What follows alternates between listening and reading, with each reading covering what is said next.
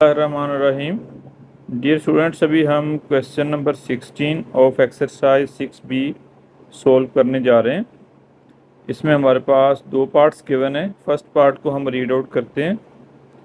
Find formula for total cost T PKR of a C pens at PKR D each and E pencils at the F pesos each।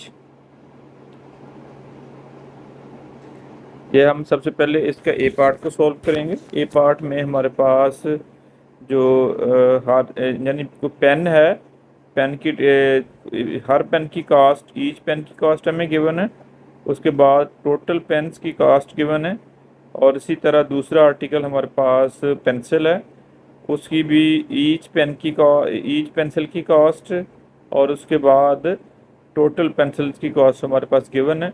तो हमने total cost या total value उसकी find out करनी है। तो let's start. Cost of each pen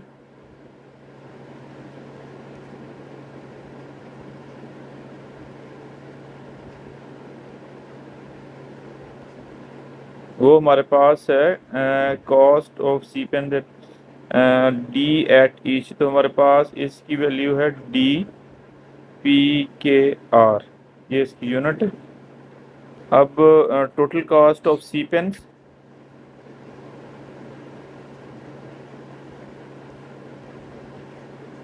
C pens की हमारे पास cost this one, C pens is equal to, इसको मल्टीप्लाई करेंगे C इंटू DPKR।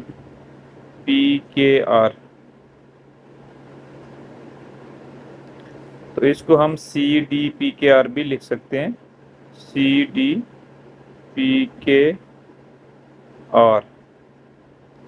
इसी तरह हमारे पास जो सेकंड आर्टिकल है दैट इज पेंसिल है। ईच पेंसिल की कास्ट जो हमारे पास है वो है F पैसा। और इसको हम क्या करेंगे कि पहले पैसे को हम यानी 1 PKR इज इक्वल टू, पहले उसकी अमाउंट लिख लेते हैं, उसके बाद उसको हम पैसा को PKR में कन्वर्ट करेंगे। Cost of each pencil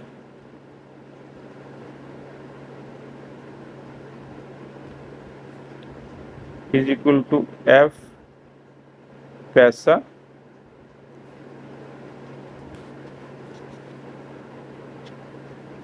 total cost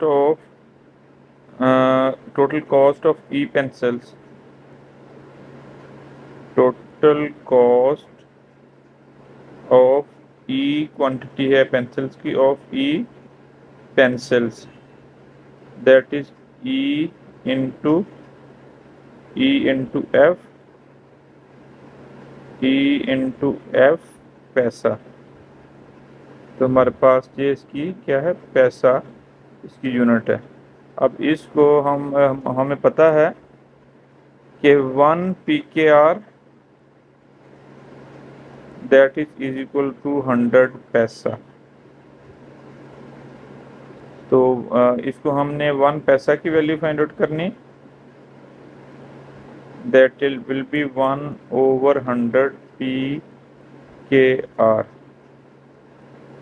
तो अब हम क्या करने जा रहे हैं, अब इसमें इसको डिवाइड कर देंगे 100 के साथ। तो हमारे पास ये PKR में इसकी वैल्यू आ जाएगी टोटल कॉस्ट ऑफ पेंसिल्स,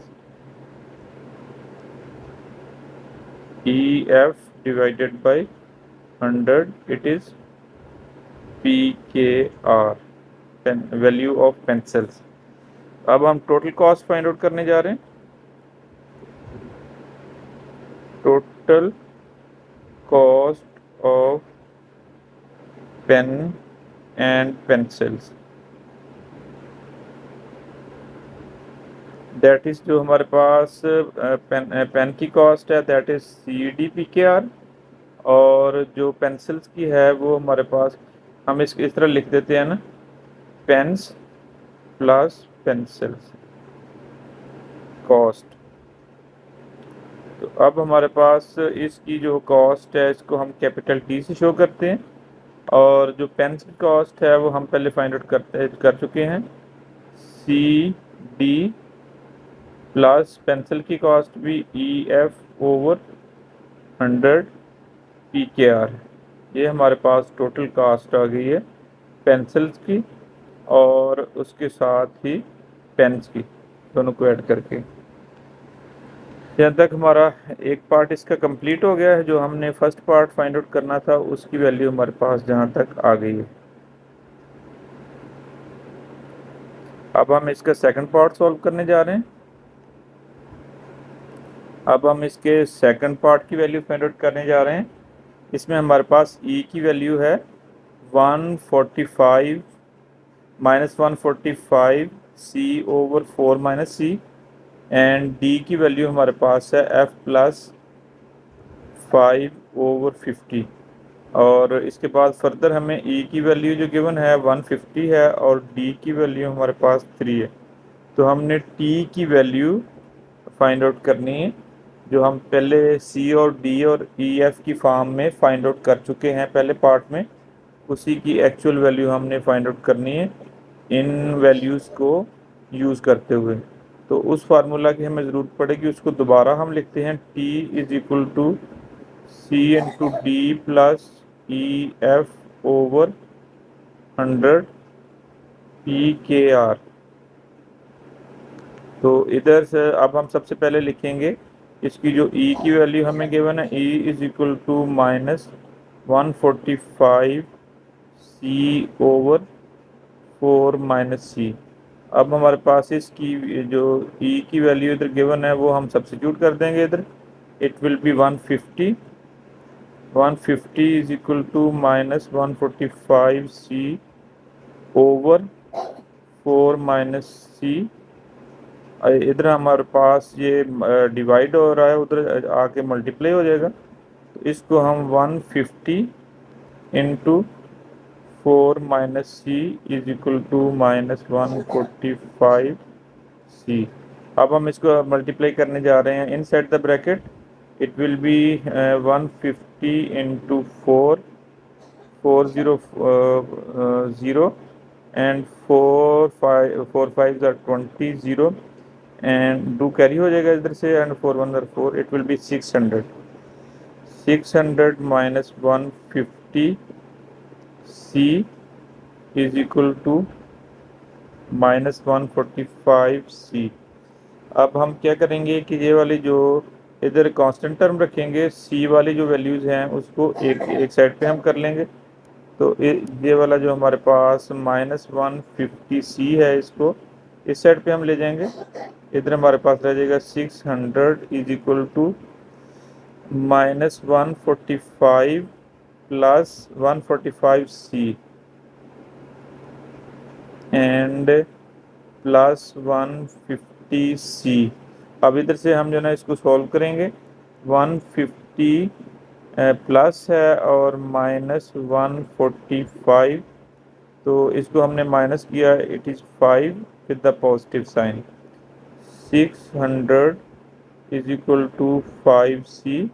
अब हम इसको सी की वैल्यू फाइंड आउट कर लेंगे, 600 डिवाइडेड बाई 5।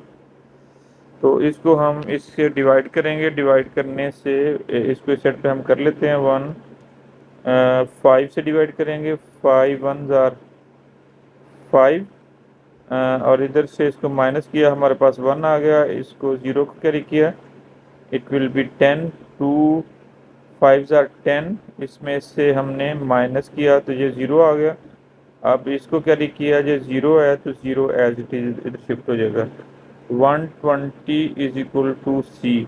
तो हमारे पास इधर से सी की डिजिट वैल्यू आ गई है। इसके बाद हम जो ना इसकी नेक्स्ट डी की वैल्यू फाइंड आउट करने जा रहे हैं। तो उसमें हम क्या करेंगे, उधर हमारे पास D is equal to F plus 5 over 50। D is equal to F plus 5 over 50 हमें गिवन है। तो इसकी हम क्या करेंगे कि अब डी की वैल्यू भी हमें जो है ना गिवन है डी इज इक्वल टू 3 है, तो इस वैल्यू में हम पुट कर देते हैं 3 is equal to F plus 5/50। ये हमारे पास था F plus 5/50 is equal to D, और डी की वैल्यू हमारे पास इधर गिवन है, दैट इज 3। तो इसकी वैल्यूज पुट कर दी, इसको हमने क्रॉस मल्टीप्लाई किया इसके साथ, तो it will be 3 into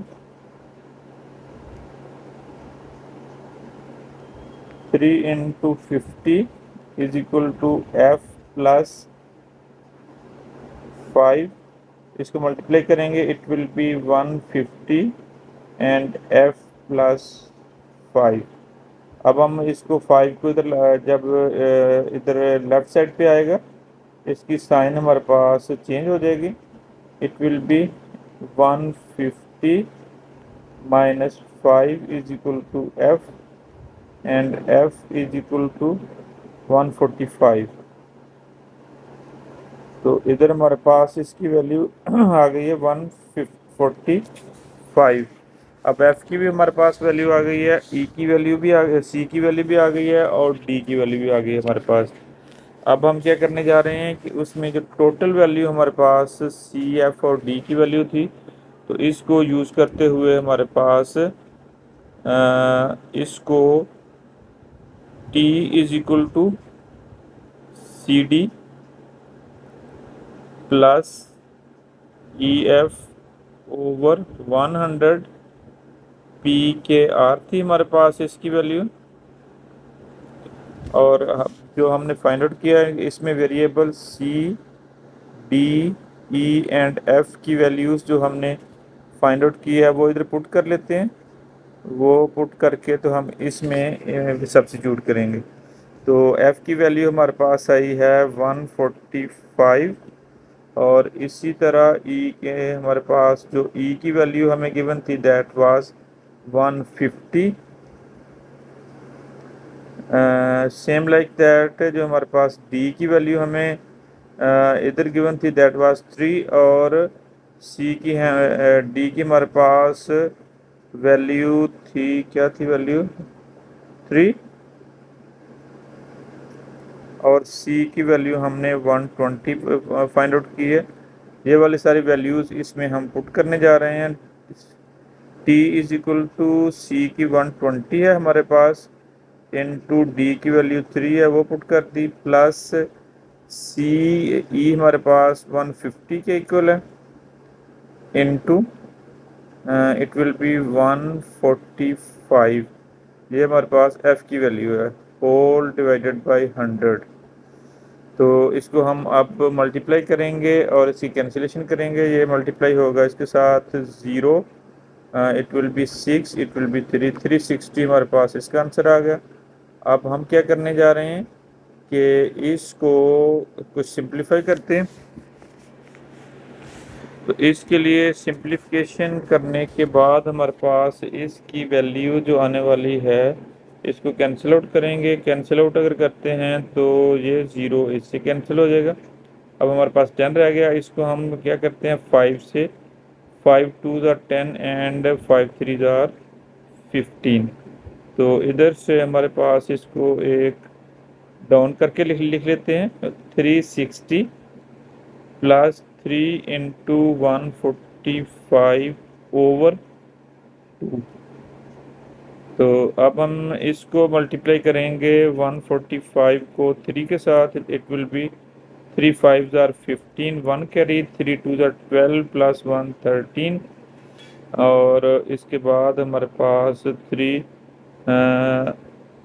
it will be 12 plus 1 13, और इसके बाद हमारे पास आने वाला है 12 का 1 कैरी हो गया, 3 1 4 आ गया हमारे पास इससे। तो 360 प्लस 435 ओवर 2। तो अब हमने इसका एलसीएम लेना है। एलसीएम लेने के लिए जो बेसिक फार्मूला हम पहले यूज़ करते आ रहे हैं कि इसके नीचे 1 है और इसके नीचे 2 है, तो इसको भी डिनोमिनेटर को 2 करने के लिए हम 2 से मल्टीप्लाई और डिवाइड करते हैं। it will be 720 and it will be 2 plus 435 over 2।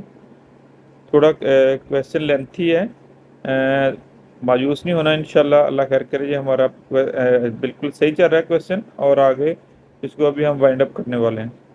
तो इसका हम एलसीएम हमारे पास 2 आ गया, 250 प्लस 435।